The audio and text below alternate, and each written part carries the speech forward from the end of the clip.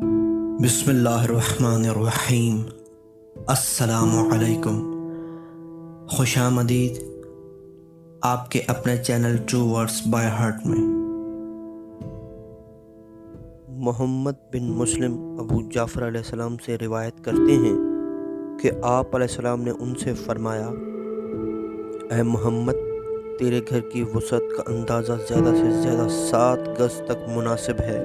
अगर इससे ज़्यादा हो तो वो शैतान के रहने के लिए है। याद रखो, शैतान ना तो आसमानों में रहते हैं ना ज़मीन में, अलबत्ता वो हवा में अपना ठिकाना बनाते हैं।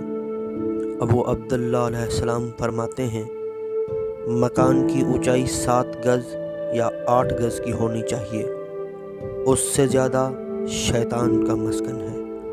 इमाम जाफ़र सादिक़ अलैहिस्सलाम फरमाते हैं, अगर तुम्हारा घर 8 गज़ से ऊंचा हो तो तुम उसमें आयतुल कुर्सी की तख्ती लिखकर लटका दो।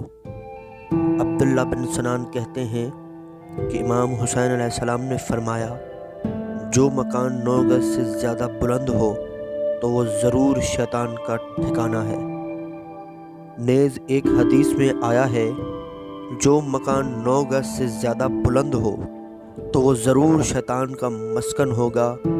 और एक हदीस में आया है कि जो आदमी अपना मकान 8 गज़ से ज़्यादा बुलंद तामीर करता है, आसमान से एक फ़रिश्ता निदा करता है, ए फासिक, कहाँ तक तेरा इरादा है।